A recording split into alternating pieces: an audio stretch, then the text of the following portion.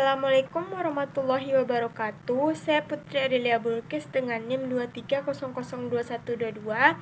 Pada video kali ini saya akan menganalisis video dari dosen pengampu mata kuliah komunikasi organisasi saya, yakni Bapak Dr. Hanif Al-Qadri, mengenai batasan dan fungsi komunikasi nonverbal. Batasan dan fungsi komunikasi nonverbal.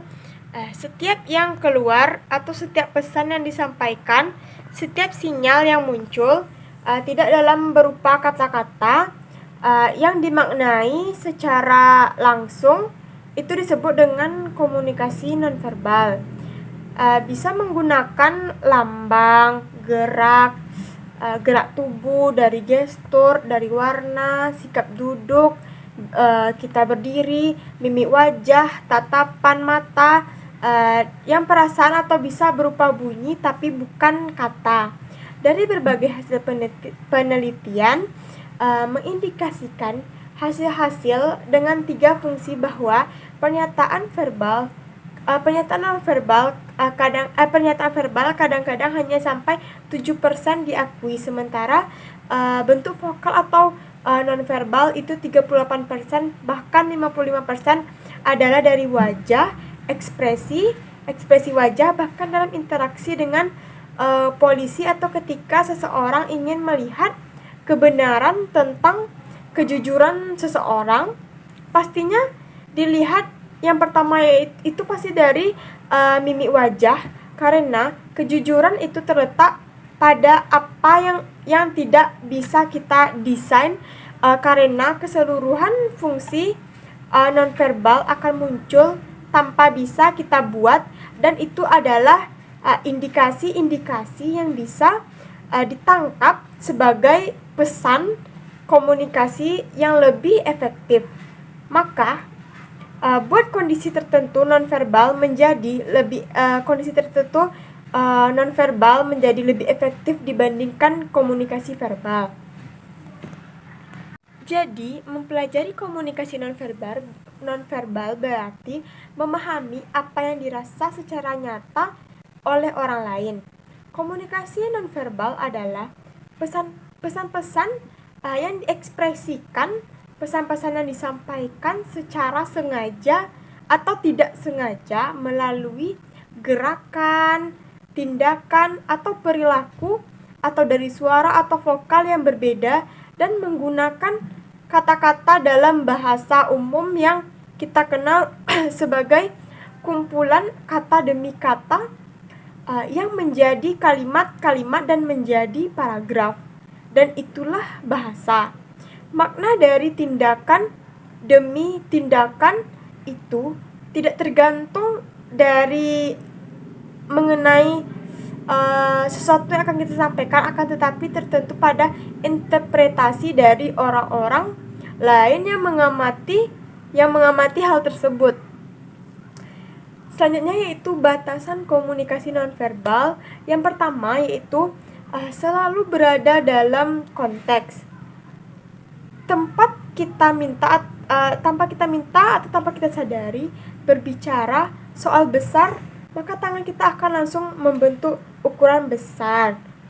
Kecuali kita memang mau memainkan fungsi untuk mengubah atau membohongi paradigma atau mengganti maksud dari besar tersebut. Tapi secara umum komunikasi nonverbal ini selalu mengikuti konteks. Yang kedua yaitu perilaku nonverbal adalah perilaku normal, karena bagaimanapun nonverbal itu muncul dengan sendirinya karena ia adalah bagian dari komunikasi verbal. Yang ketiga, tindakan nonverbal saling terintegrasi, saling mengisi, seperti rasa marah diikuti oleh tutur kata yang kasar, suara yang keras, emosional, tatapan mata yang tajam. Yang keempat yaitu dari bentuk komunikasi nonverbal, yaitu pesan komunikasi nonverbal itu bisa bermakna rangkap atau bisa bermakna ganda. Yang kelima dari batasan komunikasi nonverbal yaitu Perilaku nonverbal selalu dikomunikasikan. Artinya, jika diterima, diinterpretasikan, dan biasanya diberikan umpan balik. Yang keenam dari batasan komunikasi nonverbal yaitu komunikasi nonverbal berada dalam satu aturan. Itu tergantung pada nilai dan norma masyarakat. Yang ketujuh yaitu komunikasi nonverbal sangat menentukan pasti karena alat ukur sebenarnya itu adalah di nonverbal.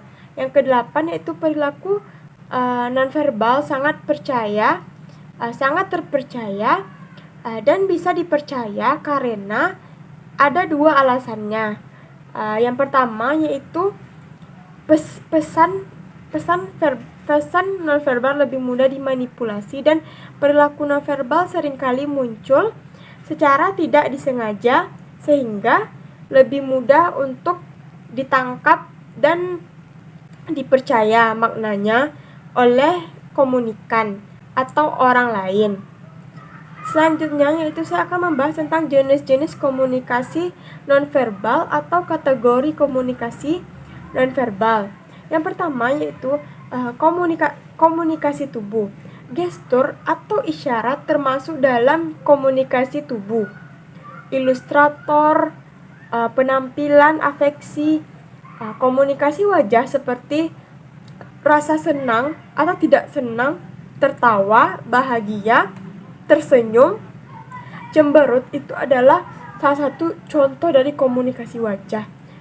Dan rasa dominan menurut dengan postur tubuh yang santai, suara yang keras, dan aktivitas fisik dan psikis atau mental dengan kecepatan rata-rata bicara dan tinggi rendahnya suara.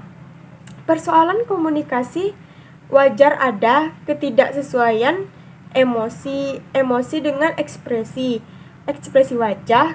Kebahagiaan kadang-kadang memiliki keakuratan tidak lebih dari 50%, tersenyum 38% sampai 86%, kesedihan kadang-kadang dari 19 sampai 88%. Itu bisa berubah tergantung oleh yang punya diri kita sendiri ketika ingin memainkan peran. Terkadang ada maksud dari nonverbal yang membohongi lawan bicara supaya tidak mengetahui sesuatu yang kita. Komunikasi wajah yang kedua adalah pengaruh konteks dan situasi. Yang ketiga itu universal atau relatif. Yang keempat ekspresi sesaat. Terbuka atau tersembunyinya ekspresi wajah tergantung pada tingkat kesadaran seseorang atas tindakan tersebut. Dengan komunikasi mata, kadang-kadang menghindari marah, takjub, kagum, umpan balik itu bisa dilihat dengan mata. 2. Komunikasi ruang. Ruang berarti kaitannya dengan jarak seperti ruang belajar, kamar, tempat duduk di sekolah. Komunikasinya seperti dengan teman, pasangan, orang tua. Ruangnya adalah intim atau dekat orang tersebut. Komunikasi ruang ada 4 jarak yang harus diketahui. Jarak intim, jarak fase, sentuhan, jarak sosial, dan jarak publik. Dari kekuatan terhadap ini mengindikasikan bahwa hubungan jarak itu yang dimunculkan dalam perspektif komunikasi kepada orang lain. Yang ketiga yaitu diam. Diam adalah komunikasi nonverbal. Artinya, diam bisa mengekspresikan atau menginformasikan kepada kita atau orang lain, memberikan kesempatan otak untuk berpikir. Diam juga bisa memberikan makna yang menyakiti lawan bicara. Diam juga bisa mengisolasi diri sendiri, bisa juga mencegah komunikasi yang terjadi antara kita dengan orang lain, atau diam itu adalah emas. Diam juga bermakna mengkomunikasikan perasaan. Artinya menolak dominasi sehingga diam dijadikan sebagai salah satu bentuk komunikasi nonverbal ketika berbicara dengan orang lain. Yang keempat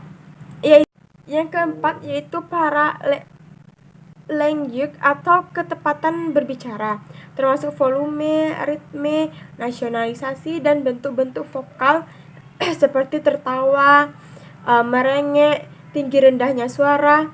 Orang lebih sering menilai orang lain dari suaranya karena suara merupakan gejala atau tipe kepribadian seseorang, dan suara juga mengidentifikasi sikap emosional seseorang. Yang kelima yaitu temporal atau waktu. Untuk menunjukkan status dan waktu dan kesesuaian, maka dibutuhkan waktu. Dalam komunikasi ada waktu untuk konsultasi. Selanjutnya yaitu fungsi komunikasi nonverbal yang dihubungkan dengan komunikasi verbal. Yang pertama ada repetisi, artinya mengulang gagasan, informasi, dan pesan yang telah disampaikan secara verbal, seperti mengangguk yang artinya iya. Yang kedua yaitu substitusi.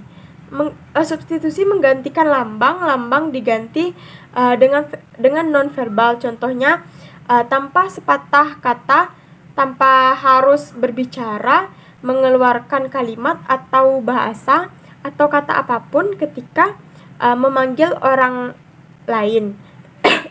Yang ketiga, kontradiksi, yaitu mengolah pesan verbal, memberikan makna lain terhadap pesan verbal tersebut.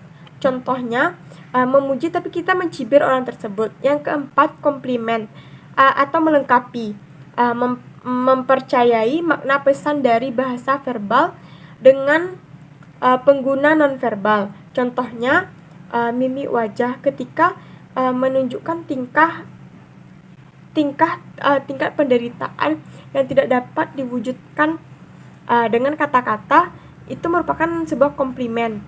Yang kelima, asentuasi, yaitu menegaskan pesan verbal atau menggarisi. Contoh, mengungkapkan kejengkelan dengan memukul meja. Yang keenam yaitu regulasi. Komunikasi nonverbal dapat melibatkan tubuh, melibatkan isyarat yang bisa meregulasi perilaku atau pesan nonverbal yang kita sampaikan. Hanya itu yang dapat saya sampaikan. Saya sudah dengan Assalamualaikum warahmatullahi wabarakatuh.